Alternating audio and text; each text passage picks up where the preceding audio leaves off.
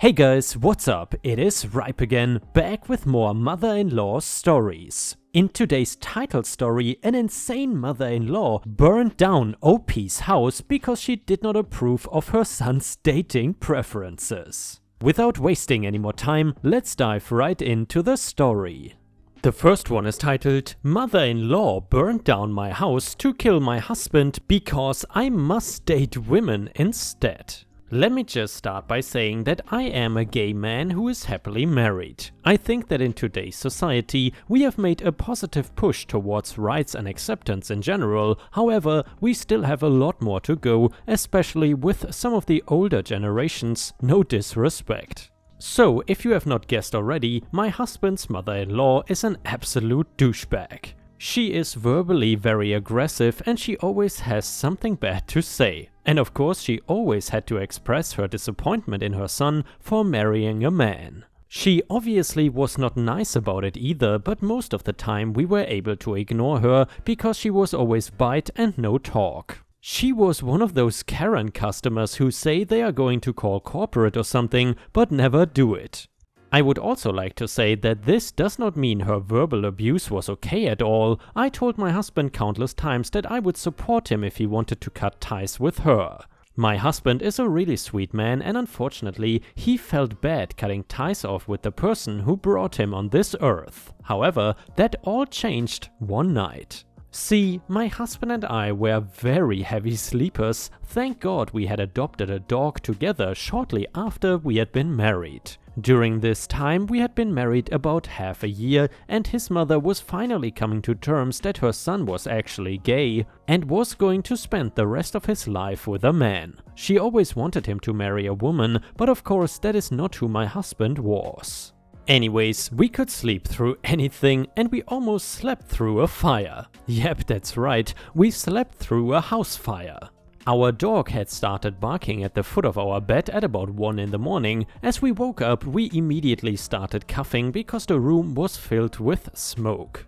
I used to volunteer firefighting in my 20s and immediately I realized that our best bet was to just escape through the window. So both my husband and I slipped on some house shoes, grabbed our 60-pound dogs and had to escape through out the window.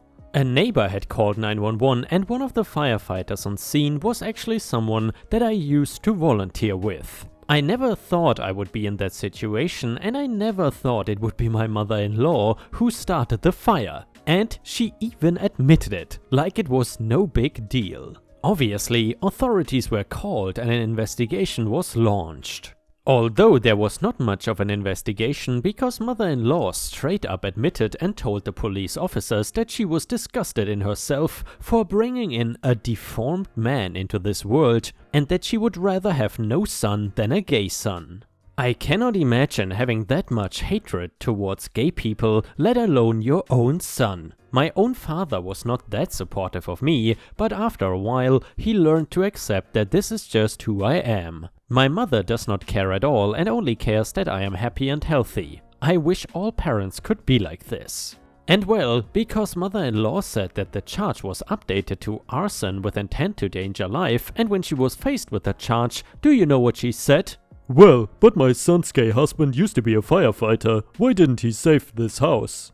I mean seriously, the homophobia ran deep with my mother-in-law. She was facing prison time, losing her family and honestly losing it all just because she could not accept that her son was gay. Incredibly sad. Because she admitted everything, she ended up getting a 7-year sentence. She was charged with arson and I believe another property damage charge. After that, my husband and I vowed to never let her back in our lives. We did not want to be put down as contacts when she got sentenced, we did not see her before she got sentenced and we were just done and cutting her out of our lives. For good. I know this hurt my husband, but I was proud of him for putting his foot down. I mean, whose mother tries to kill their kids just because they are gay? Anyways, we've been living with a friend since all of our stuff was gone. Passports, social security cards, pictures and even our marriage certificate was absolutely destroyed in the fire. And our house too, obviously. We are actually getting ready to move into another house not that far from our original house, so things are starting to look up for us. But damn, I never thought I would be dealing with a mother-in-law that is such a psychopath. And yeah, Ripe Stars, please let me know in the comments if you still enjoy the crazy mother-in-law stories, because if my audience enjoys these kinds of stories, I might continue with them. Your feedback is very much appreciated. Thank you so much in advance. And the next one is another mother-in-law story. I met my late husband's mother 2 times in my life, and I wanted to share the story about the first time I had the displeasure of meeting her. Firstly, at the time my late husband's then boyfriend had little to no contact with her. She was not a good person and was horrible to him growing up. Well, I felt like it was a responsibility to at least tell her that we were going to get married and invite her to the wedding, so we invited her over to my condo for a small sit-down snacking lunch. Well, she got to my condo and took off her boots and came in, and she was happy, all smiles, but through the conversation she was being really overly happy, like fake happy, putting in her little snide remarks about me. She was also explaining her family's heritage. She proudly explained that she was born in England, that her family had to flee the country because her grandfather gambled the family business away, and well, she was proud that her family owned a brothel for several generations. It had been a little time, so I offered her a drink, and she told me she does not drink coffee, tea or water. The only thing she drinks is Pepsi. Like seriously, no water, only Pepsi. I don't drink soda, I don't buy soda, so I said sorry, I don't have any soda. However, she pulled a bottle out of her bag. The time had gotten on, and my husband decided it was time to lead the conversation to the task at hand. Well, it came to the point where he told her that we were getting married and it is probably going to happen very soon. She right out came with a laugh and a "No, you're not." My husband just said, what? Yeah, we are. And it is going to happen sooner than later. Well, she lost it, raising her voice, almost screaming that there is no way in hell her son is ever going to marry a dirty person like me. She lost her mind. Just pointing at me, saying she forbids him marrying this dirty woman and other stuff. At this time my husband just shut down. He did not know how to deal with her, lots of trauma from growing up. Through most of this, I am just sitting there until a huge smile is plastered on my face and I start giggling at her. Her face is red, she is almost foaming at the mouth. I look at her trying to stop the laughing and I say, how am I the dirty one in this situation? Like, you were just proudly explaining that you're literally descended from pimps, prostitutes and degenerate gamblers. You even said you grew up in a brothel, and yet I am the dirty one. Well, she snaps at me and screamed, well, I did not work there. Well, I said, no, I'm sorry, I did not mean to offend you. I have respect for women in that profession. They are hard workers, have a hard life, you know. You gotta do what you gotta do to survive. She was not happy and threw her soda in my face. I was just stunned in shock and got up and was fake crying. It was obvious fake crying, telling my late husband to get up and leave, and well, she gets to her boots and starts screaming again. I had just gotten my dog Garfield a few weeks before, so he's just a little baby, and he had knocked her boots over, and she screams that these are Gucci boots and I owe her $200 for new ones. Well, I laugh again at her and say, yeah right, if you spend $200 for what you think are Gucci boots, they are 100% not Gucci. You will pay at least $2,000 for these real boots. And by the way, is George a new brand of Gucci? There was the label of George on the heel. She is just screaming at this point, grabs the door and slams it on her way out. My husband is just looking at me and says, you thought that this was a good idea. You wanted this. I was happy never seeing her again. Well, I just said sorry about 1,000,000 times and we went out for a big lunch. I learned 2 things that day. Number 1, my mother-in-law is a witch, and number 2, never ever buy white furniture again.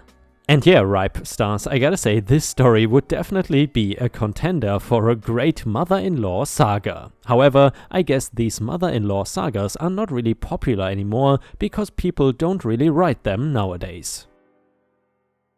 The next one is another mother-in-law story. We are in our mid to late 20s with a mortgage and careers, married for 1 year and plan to spend the rest of our lives together. Her wild and desperate request for my husband to leave his entire life behind to come back home to her came after he chose to cut off communication with her. And in this case, obviously guys, her refers to the mother-in-law. She has caused him a lot of pain, and there is a surplus of childhood trauma to unpack, which he is working very hard on in therapy currently and has been for the past several months.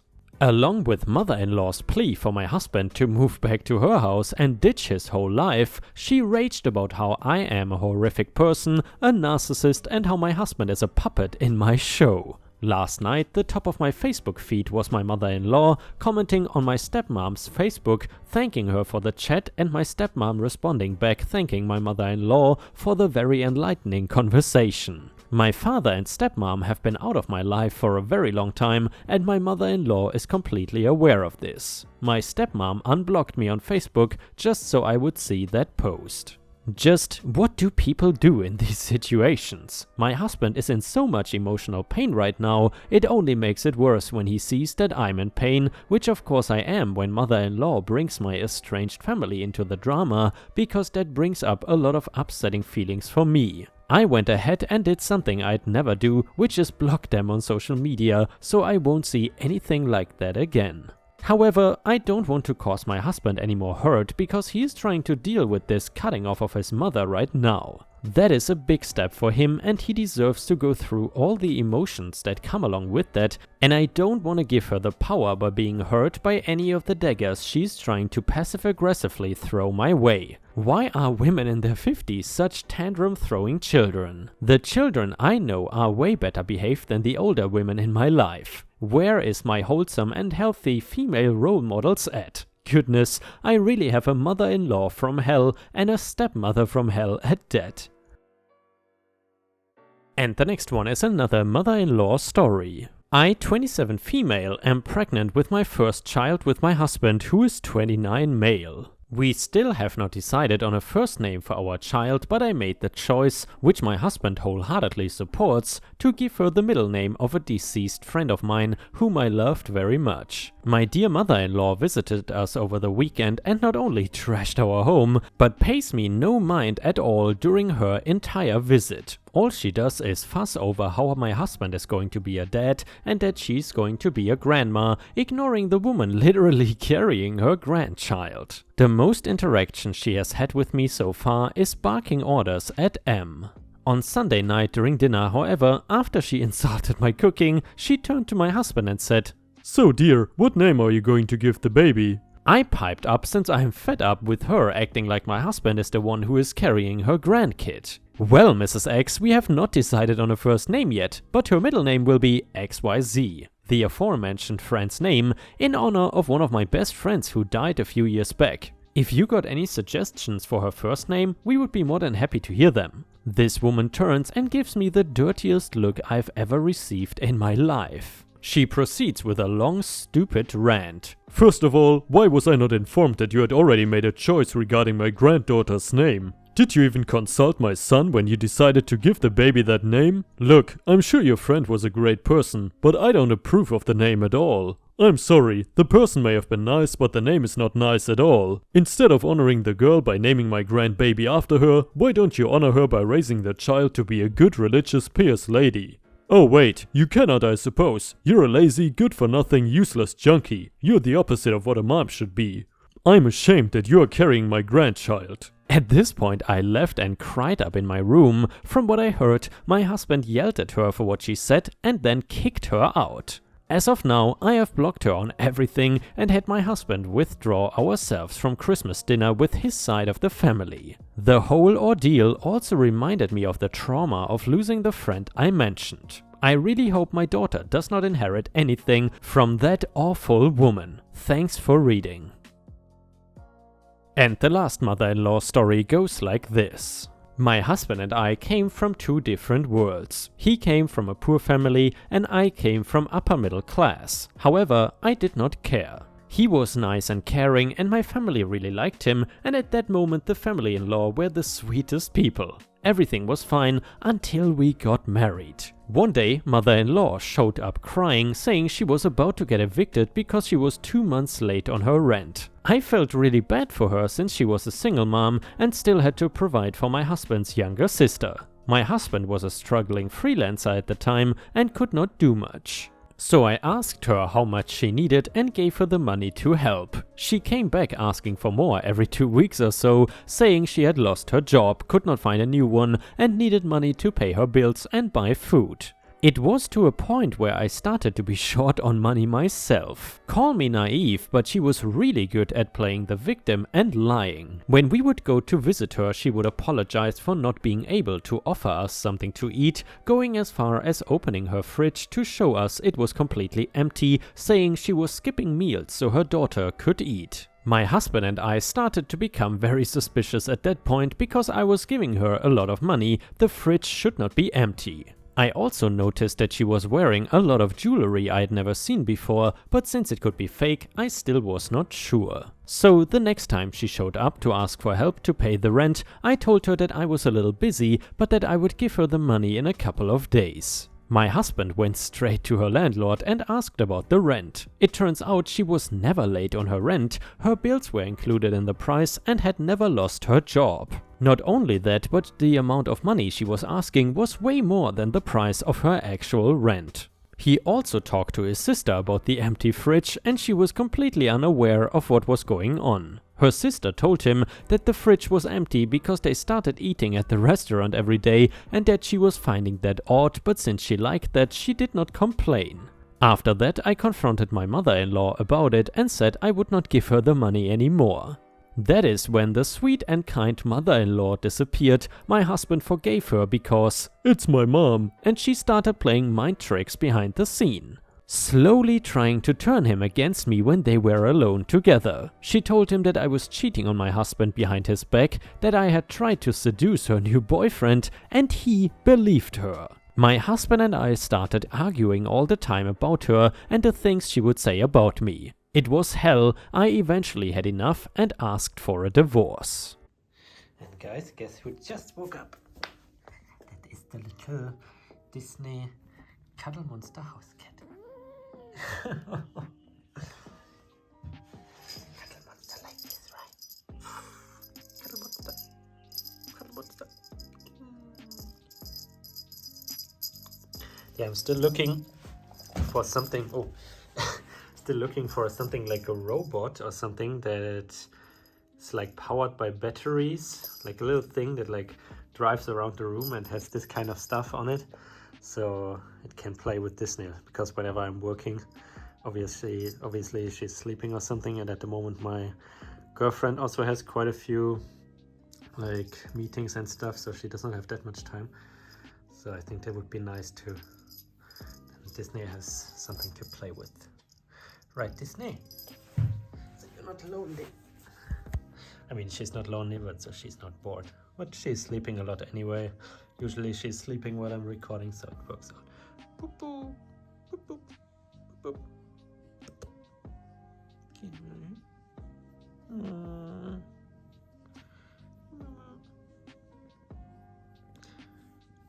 I can hear her purring. Oh, not anymore.